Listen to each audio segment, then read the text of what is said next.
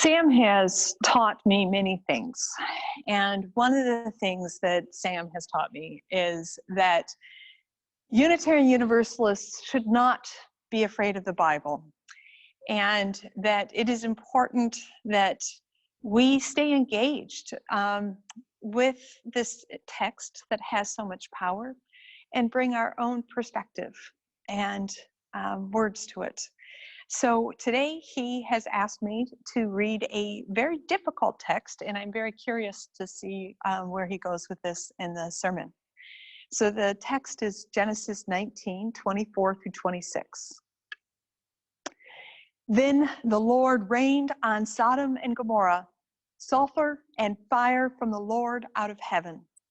And he overthrew those cities and all the plain and all the inhabitants of the cities and what grew on the ground.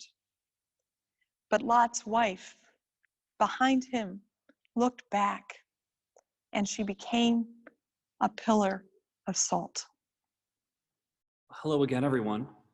It is great to see you all. I glitched out briefly while Stephanie was talking about me bringing the Bible into UU churches, so I'm just trusting what she said. I don't know what it was. If I freeze or disappear, we'll figure it out. Life will go on. I wasn't expecting to get to scroll through the Zoom and see so many of you that I miss so much. So that has been such an unexpected delight this morning. And so we are starting out this morning, like I think Stephanie was talking about, with a biblical story that is tough. That's one of the more difficult stories in the Bible, really. And if you're used to me by now and what I put people through when I preach about these things, you know this is sort of where I get really excited. It is when we can find these Bible stories that are difficult and see what else we can do with them and where else we can take them. And I'm grateful to you all for being willing to take a look at this with me. Stephanie, can you give me a thumbs up that so far I can be heard? Excellent.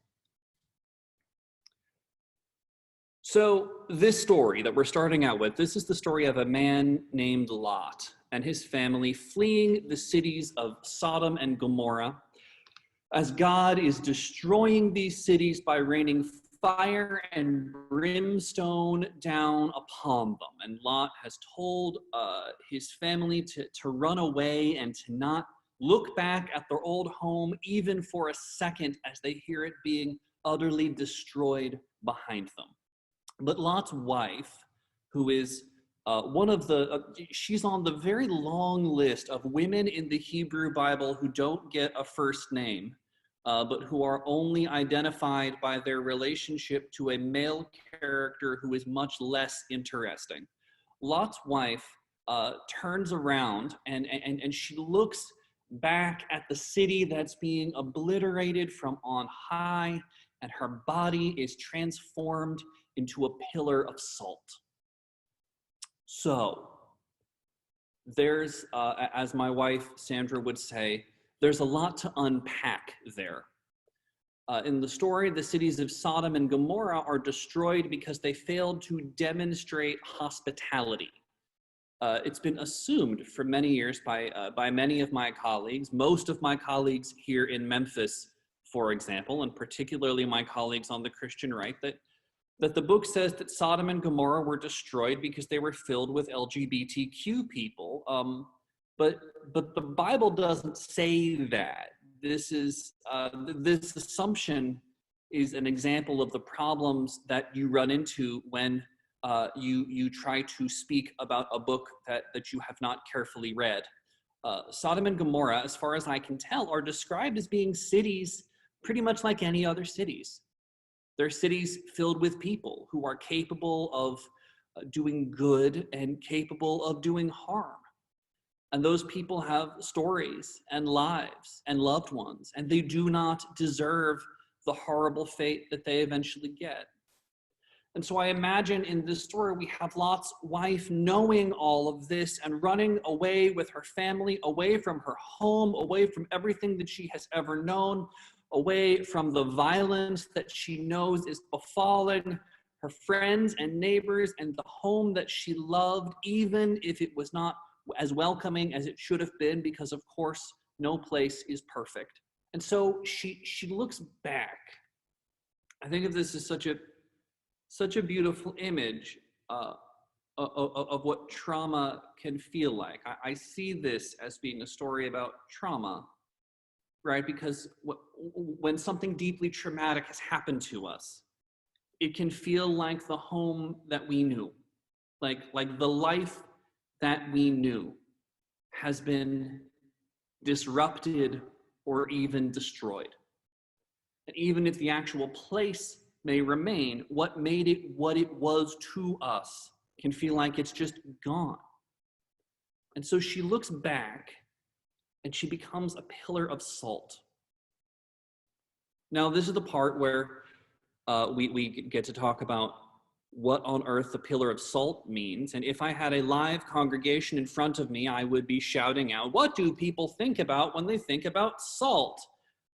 Which we could maybe do over Zoom, but I feel like we're just not gonna, yeah, Stephanie's shaking her head at me like, don't you dare. But people, you know, when we think about salt, we might think about the ocean. Someone might shout pepper, and there's always that person who shouts out something like pretzels.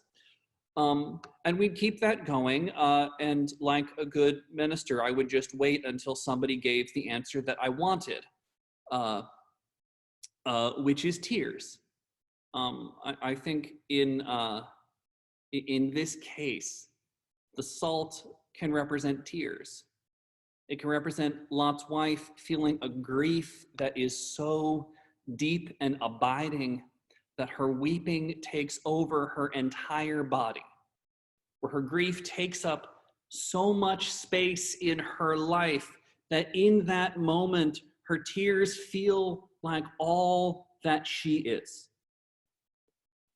And so I'm telling you all of this not to depress you, but to point out a couple of things, mostly that when a disaster befalls a society or a community, those disasters are not just numbers and headlines, right? What we're all learning in this pandemic is that they have a profound impact on the individual people who experience them.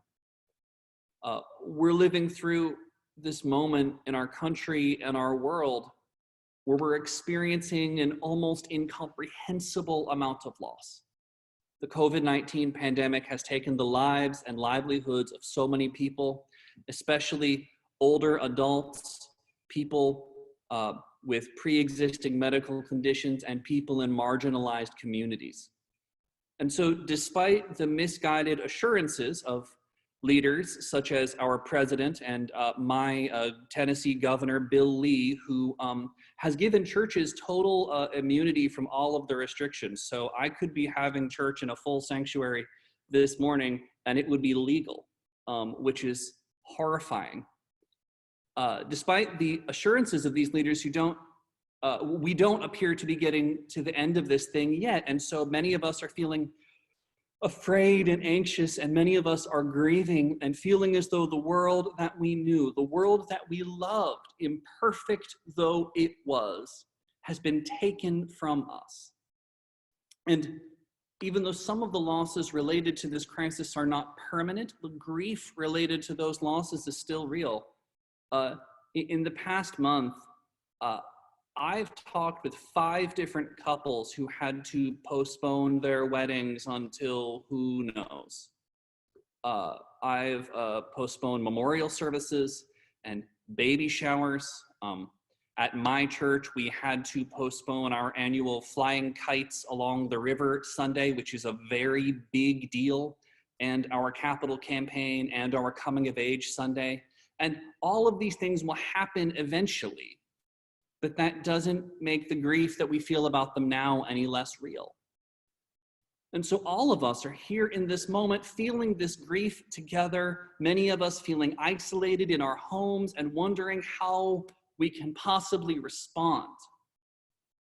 And so for an answer, at least for an example of what not to do, I'll direct you back to the text and to what I think is, of all of the sort of tragedies in this story, one of the most under-acknowledged tragedies is Lot's response to what happens to his spouse. This is one of the things that, like, sometimes you don't even notice, but then once you do, it's really hard to unsee.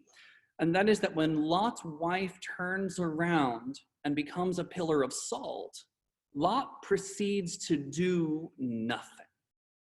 The book doesn't even say that he walks away. It doesn't give him any time to deliberate. It just moves on, as though Lot abandoning his grieving partner was the only obvious choice. And this often, might get interpreted as, well, God told them not to look back. Lot is following orders. It isn't his fault if she didn't listen. But I see it differently. I see God telling Lot and his family not to look back, not as being an order exactly, but as being advice, right? As in, maybe this is less like, I command you not look back or I will destroy you, and more like, you really shouldn't look back, because if you do, the grief you feel will be too much, and I don't want that for you.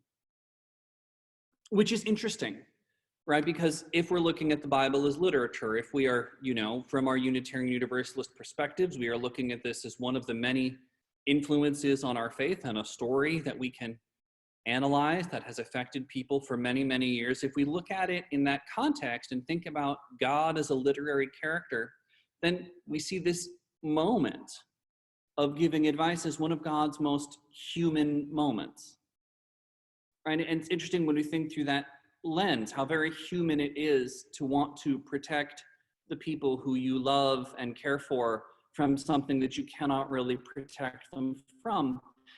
And also how deep